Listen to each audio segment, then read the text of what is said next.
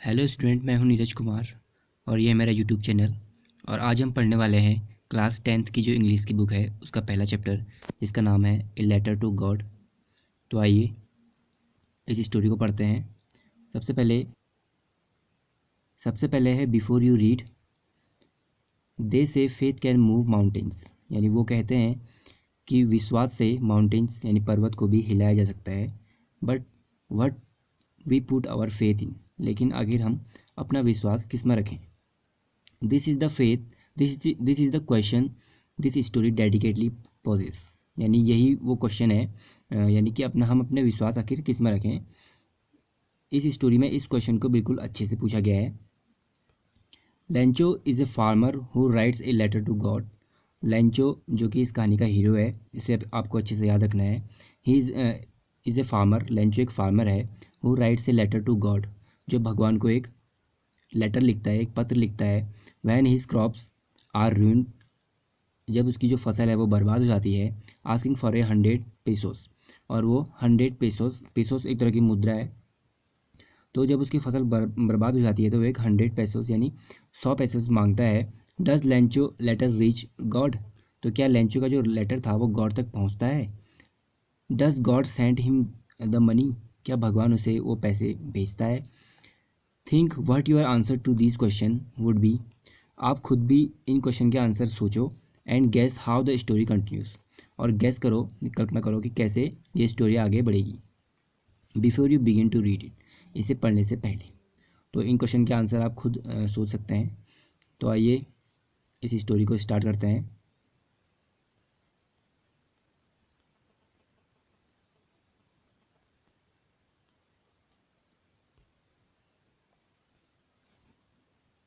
The house, the only one in the entire valley.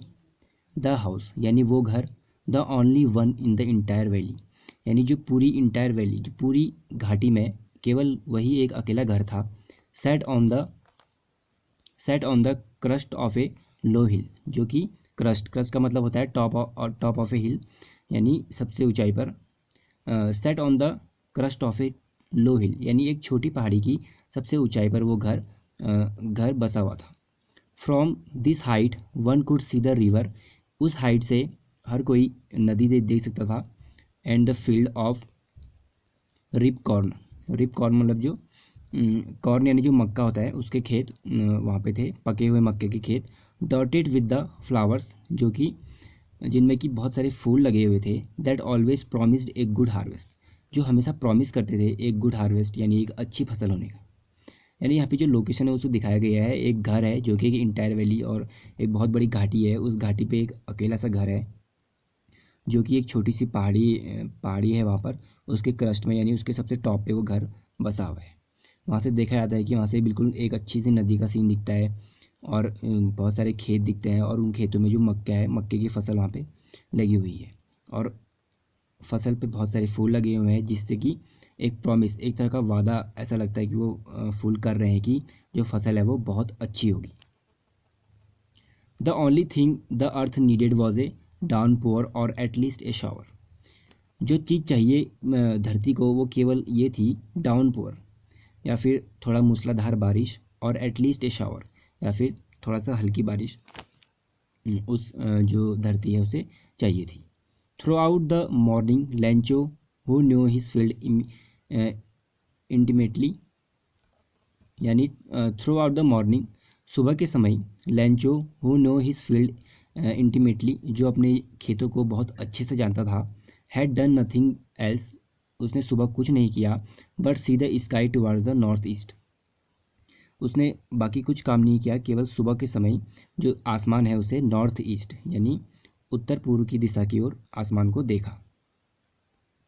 Now now we are really going to get some water woman, यानी एक औरत को कहता है, वो औरत चाहे उसकी वाइफ भी हो सकती है या फिर कोई भी औरत, तो वो उस औरत को कहता है now we are really going to get some water, यानी अब शायद हमें पानी मिलने वाला है।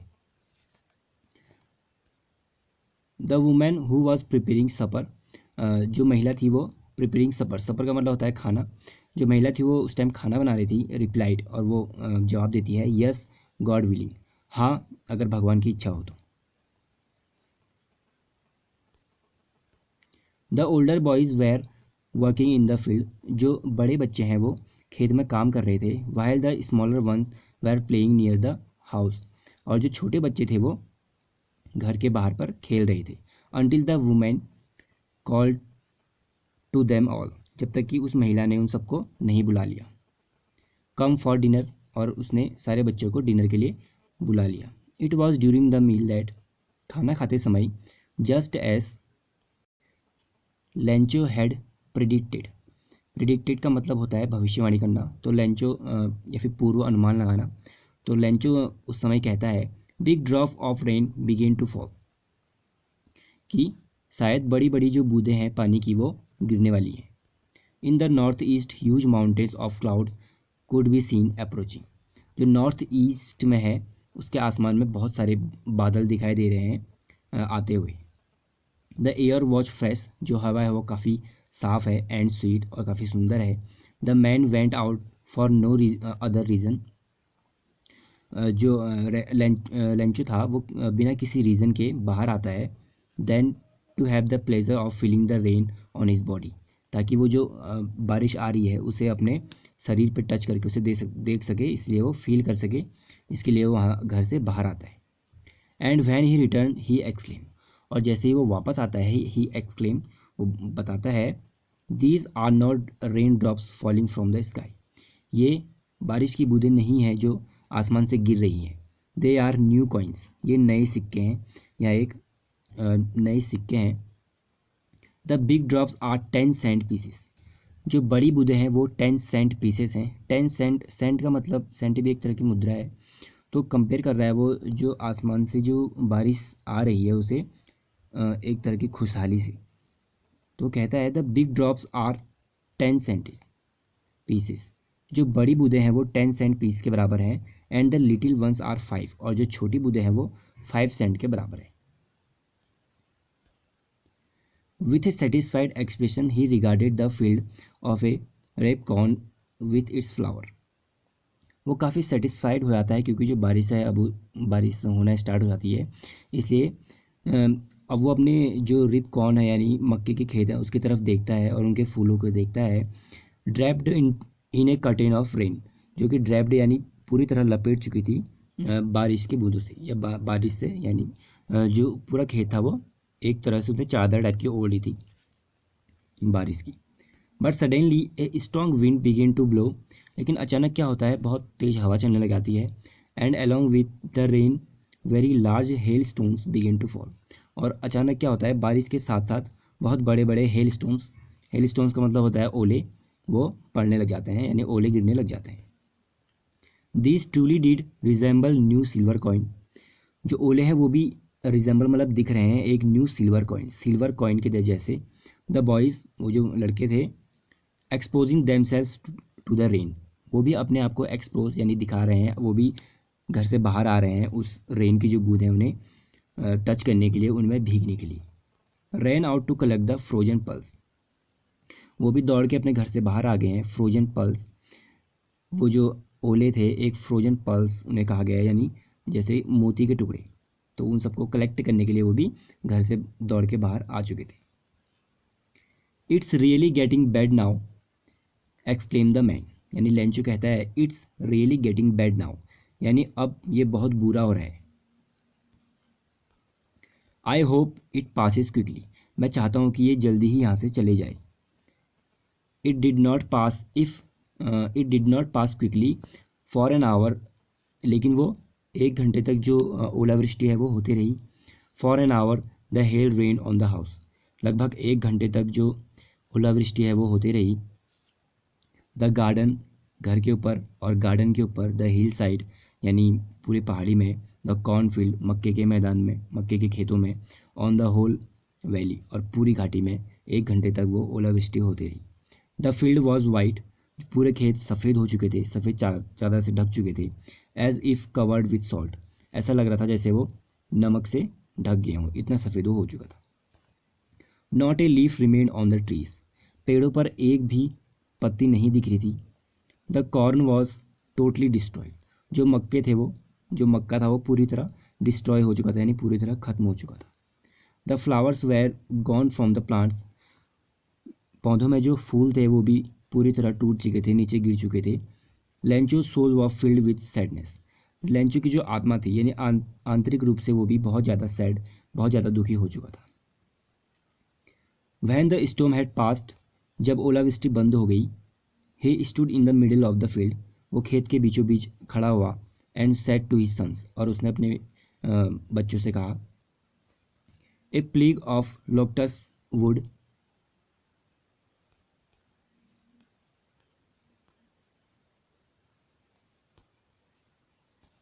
Have left more than this. A plague of locusts, मतलब लक्टस एक तरह का जो जिसे टिड्डा कहते हैं, जो फसल को नुकसान पहुंचाता है, वो होता है। तो लेंचो अपने बच्चों से कहता है कि एक टिड्डा भी इससे ज़्यादा फसल खेतों में छोड़ जाता। The hell has left nothing, लेकिन इस ओलावृष्टि ने कुछ भी नहीं छोड़ा खेत में। This year we will have no corn, शायद इस साल हमें बिल्कुल भी मक्का नहीं मिलेगा। That night was a sorrowful one, वो रात उनके लिए काफ़ी दुख भरी रात थी। All our work for nothing, लेंचो कहता है हमने जो काम किया वो कुछ भी नहीं था, कुछ भी नहीं हुआ। There is no one who can help us, कोई भी नहीं है जो हमारी सहायता कर सकता है। We will all go hungry this year, यानी हम सभी को इस साल भूखा रहना पड़ेगा। यानी मक्के की वजह से उसकी पूरी फसल बर्बाद हो चुकी होती है, इसलिए वो कहता है कि शायद इस साल हमें भूखा रहना पड़ेगा। But in the hearts of all who lived in that solitary house in the middle of the valley, लेकिन उन सबके हृदय में जो सॉलिटरी हाउस यानी एक अकेले घर में रहते थे मिडिल ऑफ द वैली, घाटी के बीचों बीच, there was a single hope, उनके पास केवल एक ही आशा थी, हेल्प फ्रॉम गॉड, यानी भगवान से सहायता। डोंट बी सो अपसेट, वो कहते हैं बिल्कुल दुखी मत हो, even though this seems like a total loss. वो कहते हैं बिल्कुल, लेंचो कहता है बिल्कुल भी दुखी मत हो, अपसेट मत हो, हमारा पूरा जो नुकसान है वो हो चुका है। Remember no one dies of hunger, हमेशा याद रखो कोई भी भूख से नहीं मरता है। दैट्स व्हाट दे से, वो कहते हैं no one dies of hunger, कोई भी भूख से नहीं मरता है। ऑल थ्रू द नाइट, यानी पूरी रात भर, Lencho thought only of his one hope, Lencho केवल अपनी एक आशा उसी के विषय में सोचता रहा, द हेल्प ऑफ गॉड, यानी भगवान से सहायता। हुज आइज, जिसकी आँखें, as he had been instructed, जैसा कि उसे पहले बताया गया था, सी एवरीथिंग, सब कुछ देखती हैं। Even what is deep in one's conscience, यहाँ तक कि उसकी आंखें वो भी देखती हैं जो डीप इन वंस कॉन्सेंस, चाहे किसी के हृदय के अंदर कितनी भी गहराई तक वो छिपी हो, कोई भी थॉट, कोई भी विचार, तो भगवान की आंखें वो सब देखती है, ऐसा उसे बताया गया था। Lencho was an ox of a man, Lencho एक इंसान के रूप में एक बैल था। वर्किंग लाइक एन एनिमल, क्योंकि वो जानवरों की तरह काम करता था दिन भर इन द फील्ड्स, खेतों में। But still he knew how to write, लेकिन फिर भी वो जानता था कि लिखा कैसे जाता है। द फॉलोइंग संडे, अगले रविवार को, एट डे ब्रेक, सुबह होते ही began to write a letter, वो चला गया एक पत्र लिखने के लिए, which he himself would carry to town, जिसे वो खुद से ले गया टाउन यानी शहर की तरफ, and place in the mail, और उसे मेल कर दिया, यानी पोस्ट ऑफिस में वो चला गया। It was nothing less than a letter to God, वो भगवान से लेटर उससे भी कुछ कम नहीं था, यानी उसने भगवान को लेटर लिखा। गॉड ही रोट, उसने लिखा भगवान,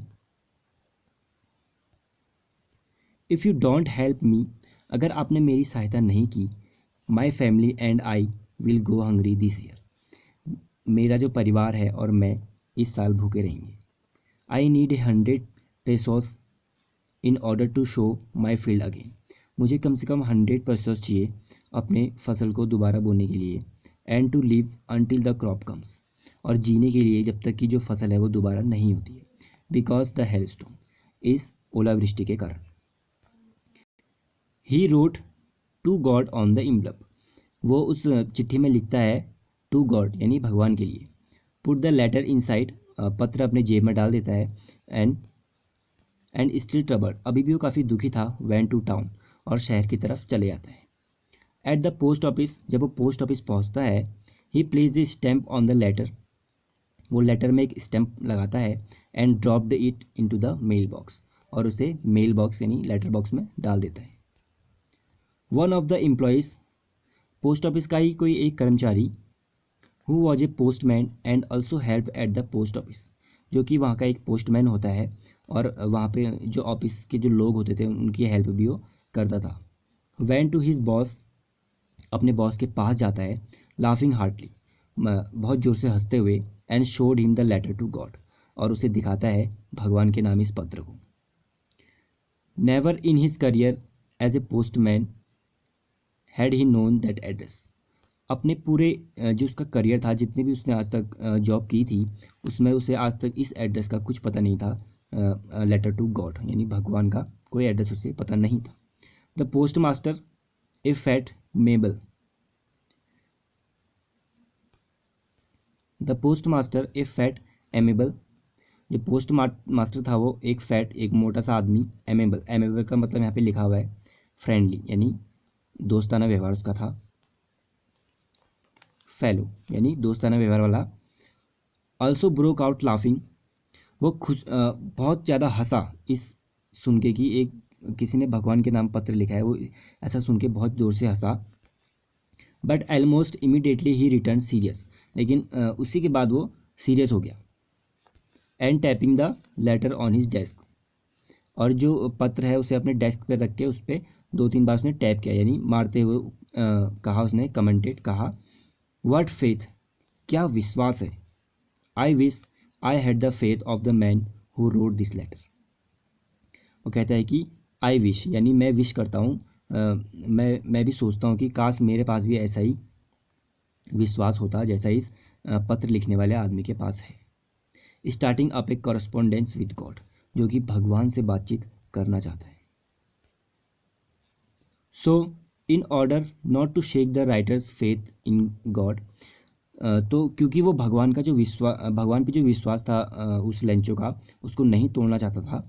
the post master came up with an idea, जो पोस्ट मास्टर है उसे एक आइडिया आया।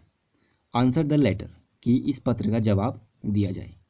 But when he opened it, लेकिन जैसे ही उसने उस लेटर को खोला, it was evident that to answer it he needed something more than goodwill, लेकिन जैसे उसने लेटर को खोला तो उसे ये पता लगा कि it was evident that to answer it he needed something more than goodwill, उसे पता लगा कि इस पत्र का जवाब देने के लिए उसे सद्भावना, इंक और पेपर, इन 3 चीज़ों से कुछ ज़्यादा चाहिए था इस पत्र का जवाब देने के लिए। But he stuck to his resolution, he asked for money from his employees, क्योंकि वो ठान चुका था कि उसे इस पत्र का जवाब देना है, इसलिए वो अपने सारे एम्प्लॉयज़ यानी जितने भी वहाँ पे काम करने वाले लोग थे, कर्मचारियों के पास जाता है। He himself gave part of his salary, और उनसे थोड़ा पैसे लेता है, मांगता है। He himself gave part of his salary, और अपनी भी सैलरी से, अपने भी वेतन से थोड़ा बहुत पैसे देता है। And several friends of his were obliged to give something for an act of charity, और बाकी जो अपने दोस्त जो उसके फ्रेंड्स थे उनसे भी वो बहुत कुछ पैसे मांगता है, for an act of charity यानी दान के रूप में उनसे पैसे लेता है। It was impossible for him to gather the 100 pesos, ये उसके लिए काफ़ी इम्पॉसिबल था, काफ़ी असंभव था कि उसको 100 पेसोस मिल जाए, यानी 100 पेसोस जमा करना उसके लिए बहुत कठिन हो रहा था। So he was able to send the farmer only a little more than half, तो उसने ऐसा सोचा कि जो फार्मर है उसे केवल वो आधा पैसा दे पाएगा, इसलिए वो क्योंकि उसके पास केवल आधा ही पैसा जमा हुआ था। He put the money in an envelope addressed to Lencho, उसने जितने पैसे जमा हुए थे यानी उसके आधे पैसे 100 पेसोस के, उसे एक इन्वेलप में यानी एक चिट्ठी में बंद करके एड्रेस टू लेंचो के पते पर भिजवा दिए। And with it a letter containing only a single word as a signature, और उस लेटर में उसने केवल एक ही शब्द लिखा, वो भी सिग्नेचर के रूप में, गॉड यानी भगवान। The following Sunday Lencho came A bit earlier than usual, अगले रविवार को लेंचो जो उसका समय था उससे अर्लियर यानी उससे थोड़ा पहले आ जाता है। To ask if there was a letter for him, कि आज क्या उसके लिए कोई पत्र आया है। It was the postman himself who handed the letter to him, वहाँ पे जो पोस्टमैन था उसने खुद वो लेटर उसके हाथ दिया। वाइल द पोस्ट मास्टर, और जो पोस्ट मास्टर था, experiencing the contentment of a man who has performed a good deed looking on from his office, और जो पोस्ट मास्टर था एक्सपीरियंसिंग द कंटेंटमेंट, वो अपने आप को एक्सपीरियंस कर रहा था कि सोच रहा था कि सेटिस्फैक्शन, उसको एक संतुष्टि हो रही थी कि उसने कोई अच्छा काम किया है। Of a man who has performed a good deed, एक ऐसे आदमी के रूप में वो अपने आप को संतुष्ट सोच रहा था कि एक गुड डीड, जिसने एक अच्छा काम किया है। Looked on from his office, वो अपने ऑफिस से ही देख रहा था इस सब चीज़ को।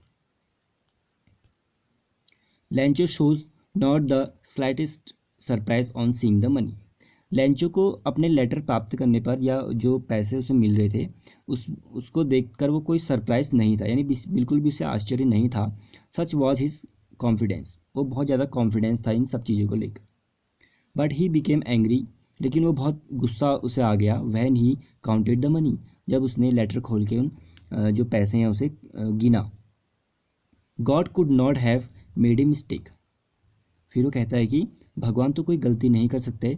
Nor could he have denied लैंचो what he had requested, और ना ही वो डिनाइड यानी मना, ना ही वो मना कर सकते हैं जो रिक्वेस्ट लैंचो ने उनसे की थी।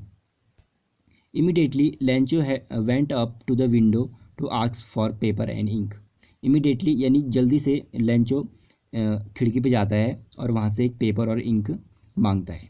On the public writing table, और जहाँ पे सब लोग लिखते हैं वहाँ पे उस टेबल पे वो जाता है। ही स्टार्टेड टू राइट, और वो लिखना शुरू करता है।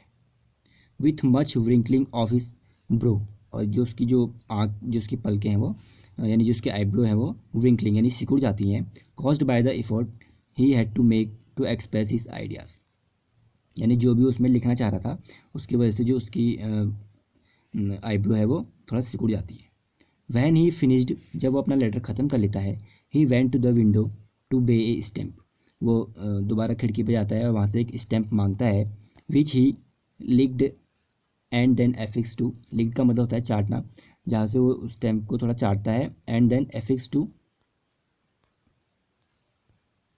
The envelope with a blow of his fist, और उसको चाटते हुए उस जो इम्बलप था यानी जो चिट्ठी थी उसे अपने फिस्ट यानी अपनी मुट्ठी से उस इम्बलप को चिपका देता है। The moment the letter fall into the mail box, the postmaster went to open it, और उसे वो मेल बॉक्स में डाल देता है। तो पोस्ट मास्टर वहाँ पे जाता है, उसे खोलता है। इट सेड, उसमें लिखा था गॉड यानी भगवान, of the money that I asked for, जो जिन पैसों के लिए मैंने आपसे कहा था, ओनली 70 पैसोस रीच्ड मी, केवल 70 पैसोस यानी केवल 70 पैसोस मुझे मिले। सेंड मी द रेस्ट, मुझे बाकी पैसे भी कृपया आप भेजें। Since I need it very much, क्योंकि मुझे इसकी बहुत ज़रूरत है। But don't send it to me through the mail, लेकिन मुझे मेल के द्वारा वो पैसे ना भेजें, यानी पोस्ट ऑफिस में वो पैसे ना भेजें। Because the post office employees are a bunch of crooks, क्योंकि जो पोस्ट ऑफिस के जो कर्मचारी हैं वो बंच ऑफ क्रूक्स यानी सभी चोर हैं, लैंचो। तो ये उसने उस लेटर में लास्ट में लिखा। तो ये कहानी थोड़ा ह्यूमरस है, यानी थोड़ा इसमें आपको हंसी आ सकती है लास्ट में। इस कहानी का जो मॉरल है वो आप कमेंट बॉक्स में प्लीज़ ज़रूर लिखें। आपकी कहानी ख़त्म हो चुकी है। इसके जो इम्पोर्टेंट वर्ड्स मीनिंग है और जो क्वेश्चन आंसर है वो मैं आपको अगली वीडियो में बताऊँगा।